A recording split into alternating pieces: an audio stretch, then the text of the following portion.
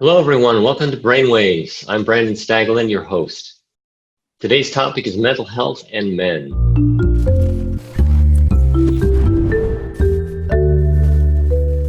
When I was a teenager, I really was a fan of Ralph Waldo Emerson, the 19th century philosopher who believed in self-reliance.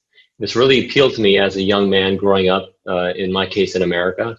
And he was an American philosopher too. I was philosopher too. I liked philosophy in high school too. But I believed in self-reliance. And as I began to develop symptoms of schizophrenia as I was getting older throughout college, as I went into college, I wanted to rely on myself to kind of manage it. And I didn't want to tell anyone about what I was experiencing, the voices I was starting to hear, the strange sensations I was feeling. And even when it became full-blown psychosis, I didn't want to tell anybody about what I was experiencing because I wanted to manage it myself. I thought, I've got to take care of this, cure myself. I got to cure myself. And I felt very strongly about that. I was proud, to be a young man and wanted to keep that pride going in myself and didn't want to admit that I needed help from anyone. And I think part of that was just the masculine ideal of self-reliance that I had adhered to and believed in for such a long time. And men may experience this on a larger scale in that it may be that men feel more need to do things on their own and not talk about their problems with others. Maybe this is an issue for mental health in general, for men and mental health in general. So that's our topic for today, is mental health in men. We'll talk with Mark Hedstrom from Movember, an international nonprofit that was born in Australia, but is now works all around the world to normalize conversations about men's mental health issues. Also, Art Shanks, who is a program director for Making Connections, which is one of Movember's programs in Chicago to help young men and boys of color with their mental health. But our first guest today, we'll start with our first guest today. He was not born in Australia, but he has adopted it as his home. Our first guest is singer-songwriter Colin Lillie. He's known for his powerful voice and truth-telling lyrics about what it means to be human. Colin, welcome to Brainwaves. Hi, Brandon. How are you? It's nice to see you and hear you. I'm fine. I'm doing well, thanks. And I'm looking forward to learning more about you and your song and your music. I feel great talking to you too. Thanks for being with us today. Yeah, I'm very excited. It's in the morning here in Australia at the moment, so I've had everybody up in the house getting everything ready and clanging and banging and grumpy looks, but it's good. Okay. Well, the show must go on, I guess, huh? Yes. Okay, thank you. So you've been called the Gypsy Scotsman. Do you draw inspiration for your music from your own life primarily, or from what you observe in the world around you as you go through life as a troubadour? That's a great question. I guess for me, I draw inspiration mostly from my own experience, and because I feel that everything I do in life and everything I see in some way affects me and continues my story.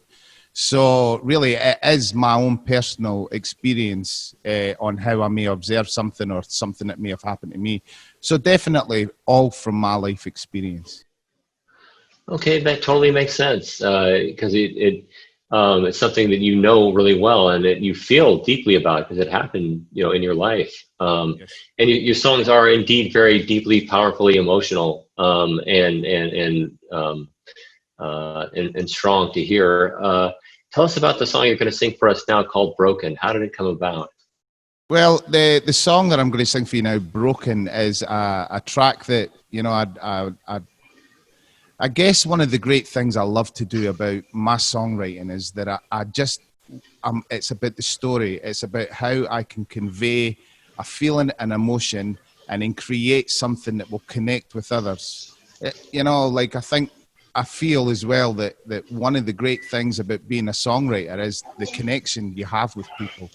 You can be sitting in front of an audience of 500 people or 1,000, 10,000, or just one person. But if you can connect, then I'm a great believer that myself and that individual have now become something more. We've been to the same place that the song came from.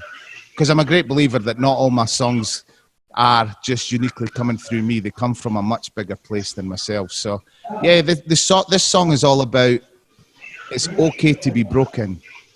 We get hung up, I think, as humans, we get hung up on the idea of perfection.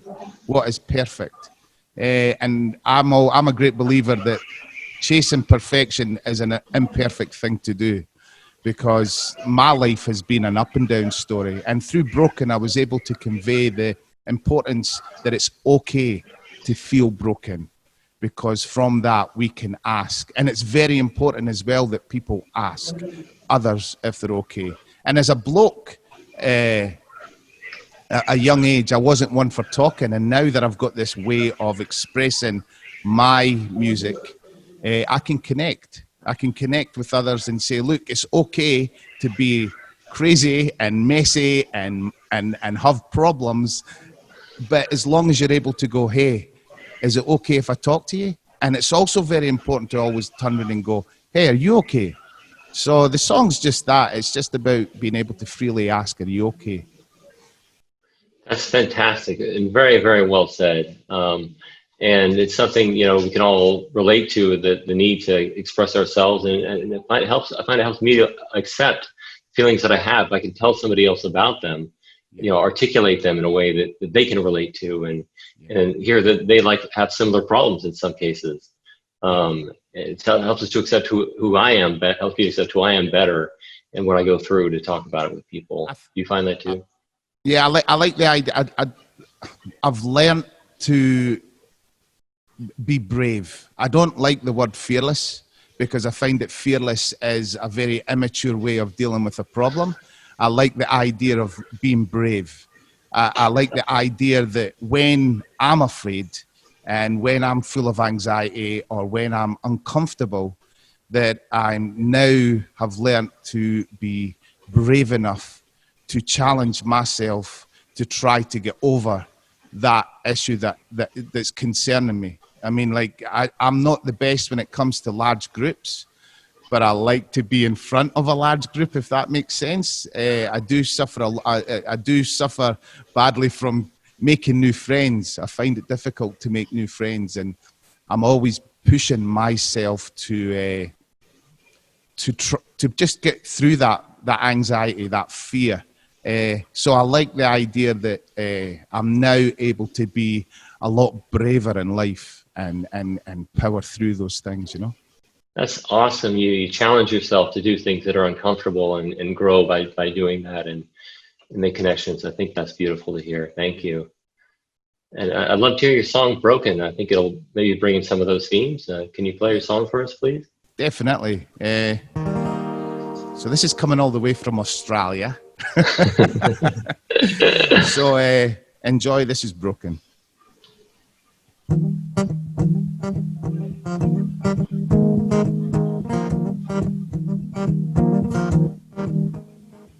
Shaking off the rain today, a moment of beat on his face. He asked him, are you okay? Are you sure you're okay? Sitting round the table with friends, she saw that look once again. She asked him, are you okay? Are you sure you're okay?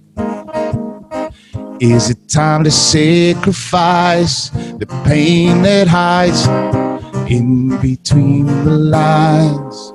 Only when it's broken, only when it's broken, when it hits you in the middle of the night and the truth burns so bright, only when it's broken.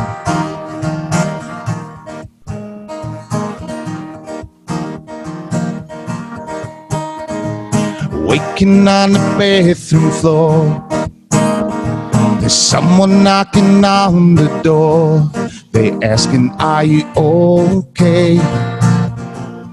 Are you sure you okay? We Haven't heard your voice in days. It seems you like to sail away. We're wondering, are you okay? Are you sure you're okay? Is it time to sacrifice the pain that hides in between the lines? Only when it's broken, only when it's broken. When it hits you in the middle of the night and the truth burns so bright. Only when it's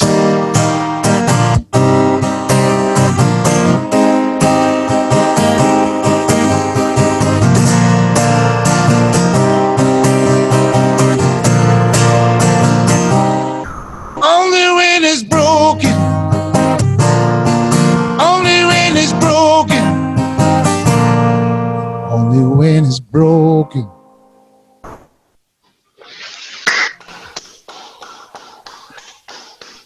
That was such a beautiful song. Thank you so much. It moved me really deeply to hear both your singing and your guitar playing, and the lyrics are just, heart-wrenching to hear. So thinking about waking up on the bathroom floor and, having been in an awfully bad state, but someone coming to, talk to you and open up the door and be able to have a conversation after that. Such a concept of like rescue and light and hope, coming from that example. Okay, thank you very much, Colin, for being with us on Brainwaves today, and I hope that you'll have a wonderful day, and hope to have you back again sometime. Thank you very much for having me, and I look forward to catching up, and I hope everybody back where you are safe and well and looking after themselves, and I can't wait until I'm able to travel over to your side of the world and have a sing-song. So take care. Thank you very much for having me. July is Minority Mental Health Awareness Month. Here to discuss men's mental health and the greater challenges for men and boys of color are Mark Hedstrom, U.S. Executive Director of Movember, an international nonprofit that works to destigmatize men's mental health issues around the world, and Art Shanks, licensed clinical social worker in Chicago, Illinois, where he's the program manager for Movember's Making Connections program there. Feel free to post questions for our guests online at any time. Let's start with you, Mark. And first I want to say thanks to both of you for joining. Mark, thank you for joining. All right, thank you, Brandon, for having us on today. We really look forward to the conversation. Likewise. And Art, thank you for joining as well. I'm just very happy to be here. Thank you. Thank you very much.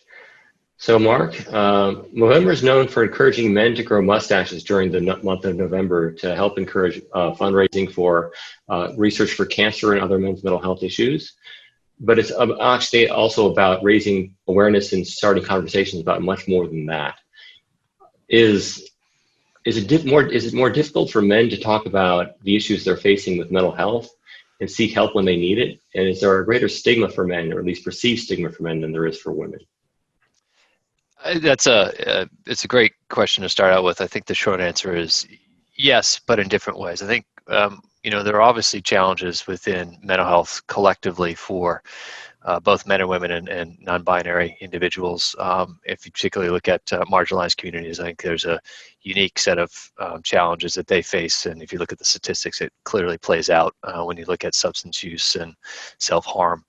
But when you step back and look at men, and it's not just the work we're doing in mental health and suicide prevention, but it's also in our work in prostate and testicular cancer. Oftentimes, just the consciousness and awareness raising that's required amongst men who might be at risk for prostate cancer or at risk for anxiety or depression, there's a lot more work to be done, because oftentimes men are unaware of the challenges that they face potentially with the diseases and the causes that we focused on. And so even just opening up that conversation and making them aware of the risks of prostate cancer, or, what are the suicide rates for men in the male population in the US? What does it look like globally? If you look at most of the markets we operate in, so we're in 20 markets across the globe, that suicide rate of 75% or so of men are the ones that take their own lives. So there's about 47,000 Americans every year that take their own lives. 3 out of 4 of those are men. and you look at other markets that we operate in, that's a similar stat, about 3 out of 4. So when you step back and look at it, it really has to start with, and what the mustache, which is where we started, has allowed us to do is to take something that is fun and engaging and in some ways really speaking to, men competing with each other and growing a mustache initially, to then having a serious conversation about some of the challenges that we see men facing and how do we educate them, and then all the way down the line, how do we influence positive and healthy masculinity and then create behavior change so men take more action with their own health. Wow, it's phenomenal how you kind of lead into these serious conversations, starting with something lighthearted like a mustache. And I know you've achieved great success with that so far. I'd love to hear more about it. And the stats are alarming, as you alluded to, with so many men taking their own life. 3 out of 4 suicides are men, and actually one man dies by suicide every minute of every day. It's just really shocking to hear this and to know this. What are some of the things Movember is doing to try and improve the overall mental health of men? Can you go into a little more detail, please? Sure. So where we focus our efforts, if we think about that problem, right, the suicide rates, and we all know that it's going in the wrong direction and has been for some time. So while we're all focused on the issue and there's been a lot of great work over a number of years, the challenge is still in front of us. And I would argue that the challenge is now presenting itself in the middle of a pandemic and an economic downturn, as well as the social unrest and then justice conversation that's needed and occurring. A lot of that's going to continue to play through when you start looking at the numbers in the next couple of years. So how do we step in? And the conversation around our work in making connections, of which art is a part of, and thinking about where we best fit in this conversation around mental health and suicide prevention was on the prevention lens. So there's a lot of great work happening in the acute end of the spectrum, someone who is thinking of committing self-harm or in a really bad space and needs to talk to someone immediately. There's a lot of research to show that just engaging them at that point actually can get someone to move in the right direction away from that decision to have self-harm. So there's a lot of work being done in the treatment and the acute, really at-risk end of the spectrum around things like suicide. But you start to move upstream and you look at substance use and you look at early intervention measures. And where Movember best fits and where we think we best fit, if we look at that continuum of helping men with their mental health and getting them to healthy masculinity and positive well-being and mental health, is in the prevention end. So building on this idea of taking something as simple as a mustache and a conversation starter in the month of November and playing that out and saying, okay, how do we raise the consciousness and awareness of issues that men face and get men to have a conversation, and what's the vocabulary they use? So our focus strategically in the mental health landscape is around the prevention end of the spectrum. And the work we're doing with art and making connections is on that community-based prevention and intervention approach. So how do we help communities where we can intervene earlier? So if a boy is experiencing trauma, who can he turn to? Who are the trusted advisors in that boy's life that can present a positive way through, build resilience, build coping skills amongst that individual boy or communities of boys? So a lot of our work is not at the acute end. It's really up in that prevention space, and it fits really well with what we've done as a foundation for a number of years around taking something around a conversation and trying to leverage it for a greater purpose. Wow, that's great. And so you alluded to the Making Connections program as a means to help young men and boys to kind of lean on people they trust who are older and perhaps can advise them on how to, or just listen to them on how to deal with whatever challenges they're experiencing. Art, you are a program manager for Movember's Making Connections site in Chicago. How do you promote mental and emotional well-being and social connection amongst young individuals who are vulnerable, and why is having a mentor so critical? Yeah, so first, we're based in Mount Sinai Hospital's Under the Rainbow Children's Behavioral Health and Psychiatry Department. Kind of a mouthful, but very important to say because we put a large emphasis on mental health and mental well-being. And our work is very much informed by clinical practices, and our team has many supports within that award-winning department, which is specifically recognized for its work on trauma. Secondly, our program is very much built in a way that works to normalize mental and emotional well-being in a way that just isn't typical in the communities that we work with, and specifically the populations that we work with. A lot of times when we first start working with mentees, they believe that mental health is a white people thing, or it's a woman thing. So we really have to be intentional about normalizing taking care of one's mental health and taking action to promote mental well-being. So we actually train men ranging in age from 16 years of age all the way to 65 that are living, working, or going to school within the communities that we work with. And they work with young people between the ages of 8 and 14. And again, it's in a way that is really focused on normalizing men of color talking about their feelings and connecting with each other around their struggles and not just their successes, which paints a much broader view of what's socially acceptable to talk about. And with this happening through a parallel process of sports-based mentorship for our sites, because if we're being honest, most 8 to 14-year-old kids want nothing to do with talking about their feelings initially, and we really have to be intentional about relationship building with them through sports, through recreation, through play. And we've had a lot of success with that.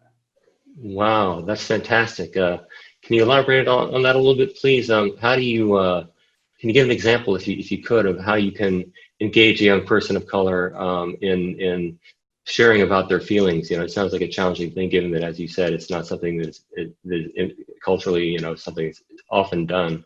How do you do that? Yeah, absolutely. So the very first thing that we do is we meet the young person where they're at. We don't expect them to open up and tell us their life story on day one. That's just probably not going to happen. And secondly, it's probably going to drive them away. What we do is we create a space where all of our mentors, myself included, are talking about our feelings around topics that matter to them.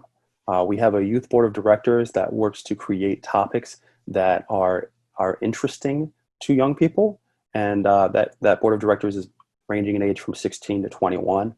So they are very much in line with the thinking of our younger guys. Our younger guys really, really look up to those youth board of directors as well. So there's a lot of intention there. And then beyond just being willing to accept where that young person is to start off, we really work to be intentional, to lay the groundwork for those relationships. We engage in a lot of sports and play that's meant to encourage teamwork, that's meant to encourage downtime where the guys can talk with each other and really get to know each other. So that's how we go about that. I would say really through the lens of the relationship. Yeah, it sounds so like it could be so effective, and I'm sure it is, as you're experiencing. And involving the peers, as you mentioned, in the form of the youth leadership board, of the youth board of directors. That's brilliant. People relate really well to people who they identify with and look up to. So that's fantastic. I'd love to hear more about that. And racial disparities exist in the area of mental health care as they do in nearly every other aspect of life. Discrimination itself, in whatever form, can be very detrimental to mental health. What do you see as some of the constant fear, the anger, the frustration, and sadness associated with racial discrimination? How do you see that affecting the mental health of young men and boys of color? Well, the hard thing is it isn't just those disparities, it's also the messaging behind those disparities. On one hand, our youth are being told, hey, you need to open up, you really need to talk about these problems. But on the other hand, they're constantly receiving explicit and implicit messaging telling them that they don't matter, telling them to keep their opinions to themselves, telling them they need to do other things to protect themselves. And this can be something as explicit as having a person within their school setting telling them to shut up. You know, it also might be something as subtle as seeing their school named after someone who worked against civil rights previously.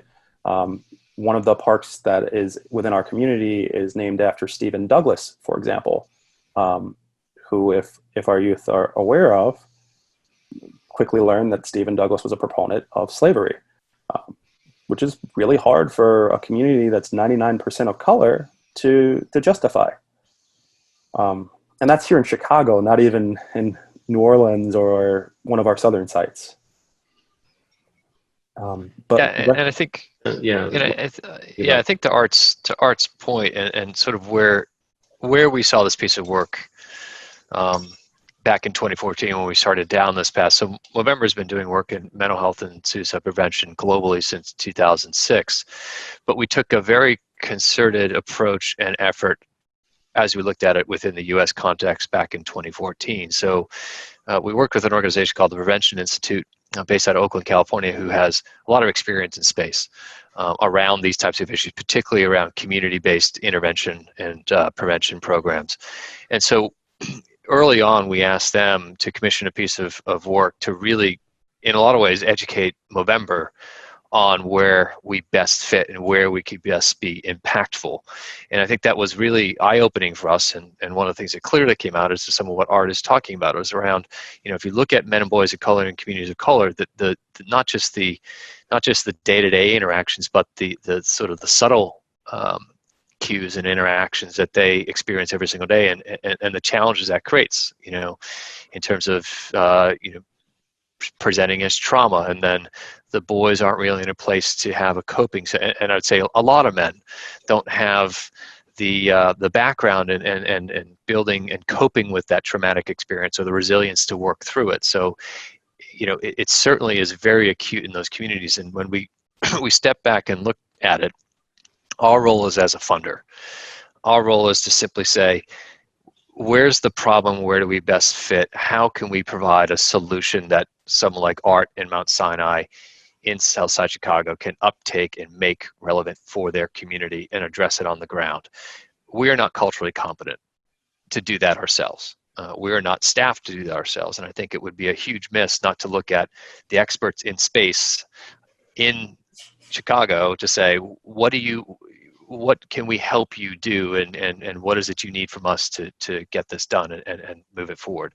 And I think that's the difference in how we look at this piece of work, because cultural competency is incredibly important in this type of work, particularly around just even the language that you might use in a different community, or how you talk about these issues, because an African-American man is going to have a different set of language and conversations with his friends than a Caucasian man, right? Just based upon where they're from. So let's allow that conversation to happen organically, and really be, quite frankly, Movember get educated by what's happening on Southside Chicago around how do we do this piece of work in that community, and how effective is it in the long run. So I think the point there in that is really accepting that we're a funder, that we're actually, quite frankly, the student in the conversation, and that at the base it's the language and how you use the language and make it appropriate for the community you're trying to interact with in terms of trying to get them to a better space. Yeah, that's awesome. And Art, as Mark described it can be challenging for people of different cultures to interact in a way that's beneficial. But you've experienced some of that with the as you mentioned, the messaging that comes through to young people on a day-to-day basis about being quiet, or the racial kind of overtones of some of the naming of things. What do you do to counteract those perceptions in the young people that you work with, and help them feel comfortable expressing themselves in a way that counteracts those particular things? I think that it's really about creating space for the young person to feel like they're accepted, to feel like their opinion matters, to feel like they're a full person. That is something that, again, we are very intentional about doing. We create a space where our young folks feel safe, where they're listened to, where they can express disagreement without being chastised for it. And I just want to also say this: what we have is only in place because Movember allowed us the flexibility to create it. There's so many approaches that are happening in schools in Chicago that are very much from the top down, telling people what the intervention should be, how to do it, how to engage with the population, in ways that frankly are forcing a square peg down a circular hole. And honestly, that's just a really unique and really valuable approach that Movember has taken with us. It's a great relationship that you have as organizations, and you guys have the know-how and the cultural experience to work with your population there. So that's a great situation you have. Mark, back to you for a moment, please. Now that we have the COVID crisis and the loneliness and isolation, the fear of illness, economic worries that come along with that, losses of jobs, how has it exacerbated mental health struggles for all men overall, and particularly men of color who face greater challenges on several fronts? Yeah, it's a unique one, and I think just starting from the conversation we had, and something I love to talk about a bit with what Art brought up is around this idea of going to where the boys are, finding a safe space. So let's earmark that to come back, because I think it's an important thing. Fully recognizing where I sit in this is that I'm a layperson. I don't have a number of letters after my name. I've just had to educate myself as a student to understand what this is. And then you look to Mount Sinai and Art and others who have experts in space, and it's a clinical model and approach.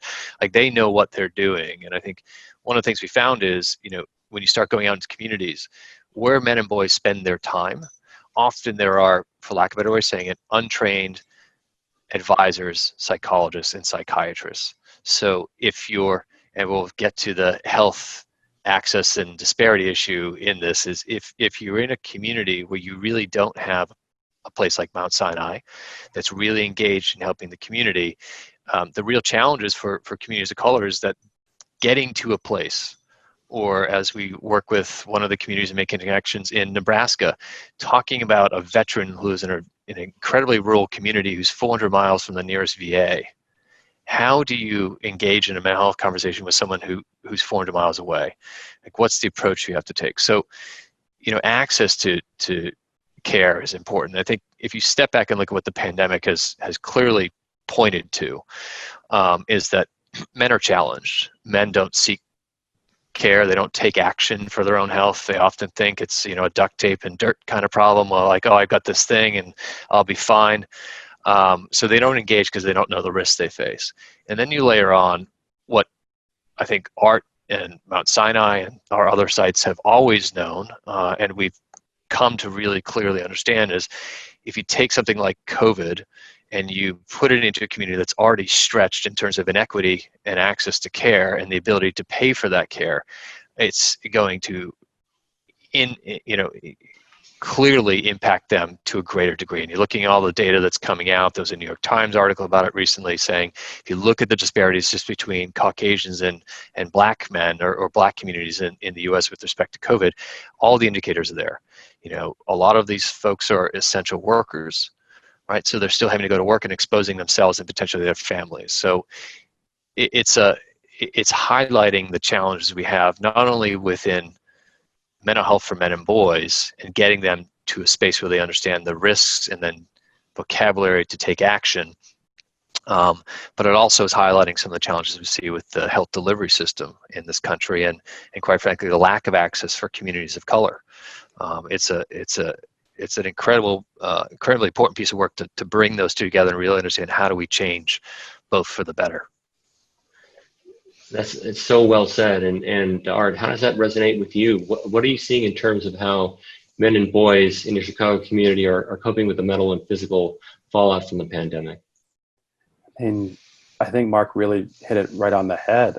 I can speak to specifics to our Chicago community, but there is a huge amount of fear going on right now. We work with approximately 100 families with all of our sites, and we've had 5 deaths within those families. We've had many more that have actually gotten sick. I can't say the specific number to that right now. And these are smaller communities. People know each other. They're afraid. And that doesn't get into economic fallout from this. We do have a lot of people who have lost their jobs. Our little village site specifically has a lot of undocumented families that participate, and they were the first to lose employment, and they're not eligible for government support in a lot of ways. So they're really, really vulnerable to this pandemic in ways that even our African American families who are living in poverty and living with comorbidities aren't facing. We also have extremely high rates of asthma and diabetes within the populations that we're working with. And again, a lot of that is as a result of historic oppression. We're talking about redlining and different things that have come about, a lot of environmental pollutions that exist in these communities that frankly don't exist on the north side of Chicago and don't exist in more affluent communities. And I'm really hoping that what we'll see here is a push to address some of these long-standing conditions that have led to COVID having the impact that it has in our communities. It's heart-wrenching to hear that, Art. Thank you for going over that. So sharing that. But how do you help those families deal with that in the near term? And are you doing any advocacy to help change the social determinants of health aspect of the lives that the environments that they live in? That's a great question. So immediately what we're doing is we're engaging in phone calls with our mentees. Obviously, with the precautions that are in place right now for COVID, we are not having in-person programming as we previously had done. But we are calling out to our mentees. Our mentors are calling out to our mentees regularly. We're still doing Zoom meetings to keep our mentor team connected, to keep them trained. We're making a lot of efforts to stay in contact with our mentees. And I say all that, and then I should also acknowledge that a lot of our mentees have lost access to phone lines, have not had access to computers and the internet because of the digital divide. And that's something that does need to be acknowledged. And even if they do have access to computers or the internet, there's also issues with space and issues with who can use what at a certain time because of large families not having necessarily multiple devices. So that's the short term. In the longer term, what we're doing is we're working with other departments within Mount Sinai Hospital to engage in outreach campaigns. We've really done a great job working with the Sinai Community Institute to have different literature on hand washing, to prepare different videos on hand washing, to really get out to our mentees and their families. It's been a major effort on our part. We've also provided our mentors with access to different videos on making fabric masks. We really emphasized social distancing, wearing masks, hand washing, and we've also talked about different campaigns. We have one specific site that is largely about a community project, and right now what they're working on is ways to address some of these health disparities through diet.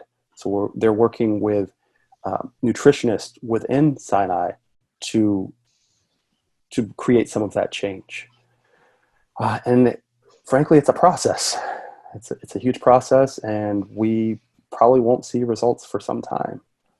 Yeah, but you're in it to win it. I mean, you're totally committed to this, I can see, and just really amazed at the commitment that you have there for those families and all that you're doing to help.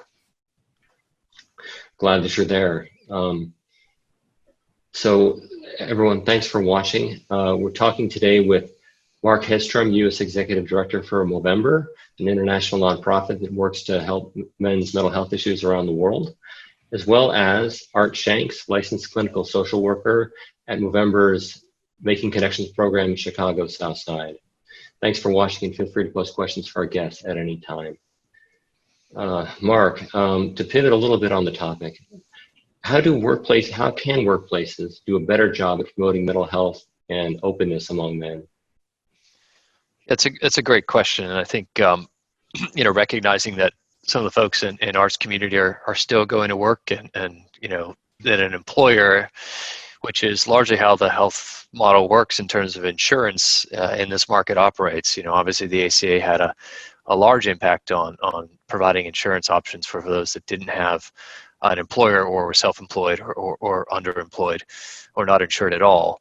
So that's been a massive change. But I think when you look at, and we've talked about this, in context of the work that OneMind does as well, is when you look at the employers, it's often where people are spending 8 to 10 hours a day, right? So just as much as you might at your home.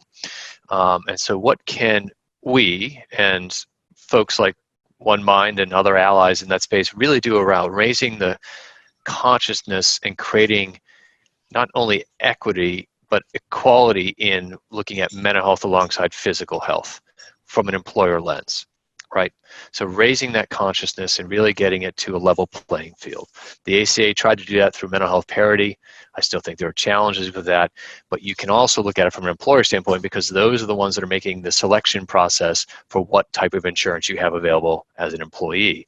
So what can we be doing about the work that OneMind is undertaking at OneMind at Work around raising the consciousness and getting organizations to put into practice and principle that mental health is equal to, and in some case needs more equity in a focus for their work. Because, and I think what you all have done at OneMind is really put it on paper as to what the cost is for absenteeism, what the cost is for not really recognizing the challenges with mental health. And I think that's incredibly important.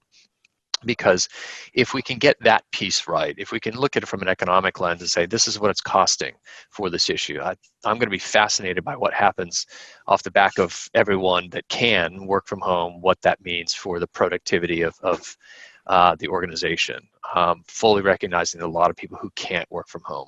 And that's, I think, back to the inequity challenge that we have in the US. But if you look at what we're trying to do is really engage in that same approach that we would do in a community around creating a grassroots conversation amongst the employees around why mental health is important and why Movember is focused on it, and then leveraging tools to engage them in a conversation. So how do you have it? I think the real challenge is you have to go from the treetops and then the grassroots at the same time to kind of get to the middle of really creating parity amongst both physical and mental health. A lot of organizations focus on the benefit structure for physical health issues, cancer, etc. We focus on cancer as well. But that mental health stuff is the benefit structure for that is incredibly important. So I'm excited by the conversation that we're having with OneMind and the work that you guys are doing, because I think it's incredibly important, because that employer really holds a key set of critical decisions about the health of their employee base and, quite frankly, the health of that employee's family and therefore that employee's community. So happy to partner with Movember on this work to help improve mental health in the workplace. Great work that you're doing and we can do with you together. Art, to build a little on what Mark was saying, what can we do as a society to provide greater and better access to mental health care for men and boys of color? Yeah, I think that what it starts with is understanding what the barriers are currently within specific communities. Because like we said earlier, things that are happening on the south side and west sides of Chicago aren't necessarily the same things that are happening in Detroit, Michigan, or in New Orleans, for example. Within our community, there are things to take into consideration, like access to public transit, different gang lines, things like that, that might not necessarily be as relevant in others. But I really do think that making sure that we're emphasizing a need for mental health access within insurances that are available to people of color, recognizing a need for clinics to be open and funded in a big way. I can't tell you enough how underfunded mental health clinics are in the United States, and really just making sure that we have the resources and the well-trained, not just the letters after our names, but also culturally competent individuals in place to really make an impact, men and boys of color. It's fantastic to hear that we can do these things. Do you see an impact also coming from the mentors that you provide through making connections and improving the mental health alongside clinicians in the mental health care system? Yeah, that's actually been one of the most cool things for me. Sorry for using the word cool, but it's really nice to see these young men from North Lawndale and from Little Village and from Chicagoland come together, and they might not recognize beforehand that they have certain symptoms of PTSD, for example. But they come together, they talk about issues, they talk about symptomology, and then they're able to say, hey, wait, that sounds like stuff that I deal with. And they're able to use our group as a starting point to address their own issues, which is really powerful. And those things don't just magically go away also, and they still lean on that group to support them and making sure that they are following through on their treatment. It's really neat. I'll say it too. That is cool. That is really cool. Because social support networks, as we were saying, it's such a key part of mental wellness for anyone. As an add-on to the mental health care system, it's just as important in the long run. It's amazing you provide that and help them for themselves. And I want to be clear: it's not me providing it. It's not Mount Sinai providing it. We're putting them in a position to provide it for themselves, which is super powerful. Awesome. Yeah, and I think that's a key point to pick up on, is that non-traditional advisor in a boy's or a man's life. It's anywhere from finding the spaces that these men and boys are spending their time, and a barbershop, right, to give people a sense of space and place, right? A man sitting in a barber chair talking to his barber who's been cutting his hair for 20 years, he's probably having a conversation with that barber that we're not privy to, but we know it's happening, and we know that there's an opportunity in that. Just like, to Art's point around the peer and the mentorship approach that they have within their program, it's really, boys that look like them or older men that have had that experience, and talking about not just the good stuff, but the challenging stuff and the stuff that's really hard, to give them perspective and go, wait, that does sound like something I've been through. And yeah, that guy does have a sense of me and what I've experienced. And, the recognition that, the bricks and mortar approach might not work for communities, one, because it's too far away, or two, it's off-putting to a man to look at something that says mental health or psychiatric hospital and walk in the front door, because it's admitting that you might have a challenge or someone might see you. And we've heard that anecdotally from a lot of men, all the way through to just looking at, okay, if those things aren't there and available or readily available, or things that men want to access, how do we bring it out to the community? How do we use that peer-to-peer, that mentoring model? Because those are the untrained advisors and psychologists, and if we can train them up and provide them resource, whether it's the barber or the kid that's 10 years older, that's a very, very powerful and effective way to really make a change. Yeah, definitely. And that gives me a lot of hope to hear you say that. Bring in the entire community to help the mental health of the community itself. Training to do it even better. And to elaborate on that, first Art and then Mark, as you look toward the horizon, what have we learned about mental health and men's mental health during the pandemic that gives you hope? I think that what's been really cool about this, again, is previously it was a huge process. It was a huge undertaking to get people to talk about being uncomfortable, to be able to specifically express the feeling, the emotion of fear. And I have just been so refreshed by how many people have been able to openly say, I'm nervous, I'm afraid. And now, mind you, there is still some push for that, but the willingness to embrace saying, yeah, I'm afraid, I don't know what's going to happen, that gives me hope. That really does. For people to be able to take ownership of their feelings, to be able to take accountability for where they're at in a place where they have no control. That's really, really cool. That is cool. That is cool. And thinking about how, just noting, understanding your feelings, and by articulating them, it helps you to deal with them. I experienced that too. It's amazing power of that articulation to help people. And Mark, what about you? What gives you hope? I think it's the intersection of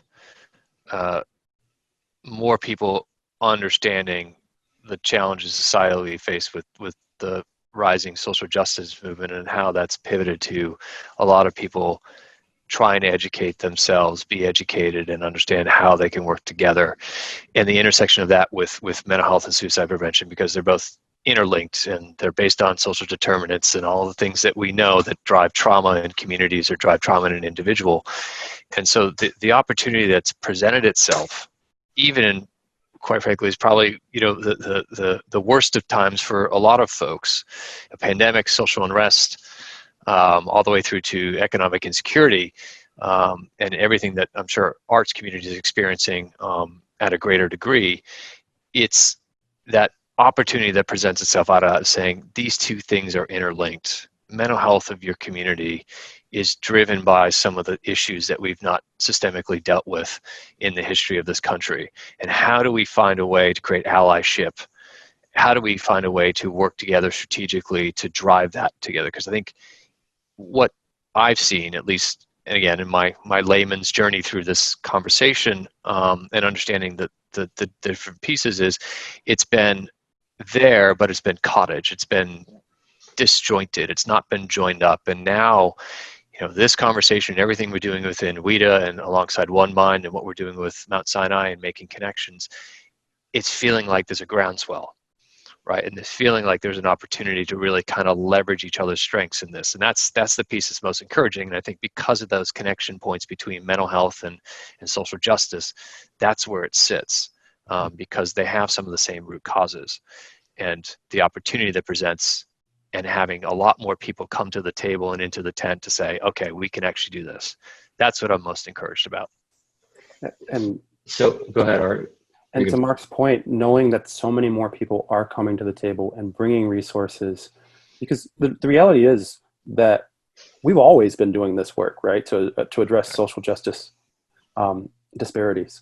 Movember has done a great job of supporting us, and it's also been really, really hard to get other people invested with their time, with their money, with their expertise to address these issues. And now there is this like critical mass necessary to really drive some changes that should be lasting. Phenomenal. I'm so happy to see this happening, as you're attesting to, and throughout the world that we live in. Thank you so much for sharing these messages of hope and of healing with our viewers today. And viewers, thank you too for watching today on Brainwaves, One Mind Brainwaves. If you have questions for Mark or Art after this webcast is finished, feel free to post them at onemind.org/brainwaves.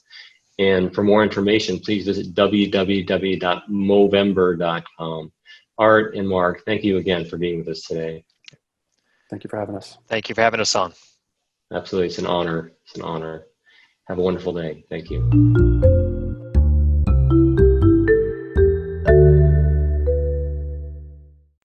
Every day trying to find the strength. I just want things to go back to normal. Science is racing to find treatments for the virus. Vaccines are on the horizon. I don't know what to do. But what about the mental health research needed to sustain our lives during and after the crisis? One Mind is funding the science to revolutionize treatments and provide hope. One Mind, accelerating brain health for all. Help us fund new treatments at onemind.org.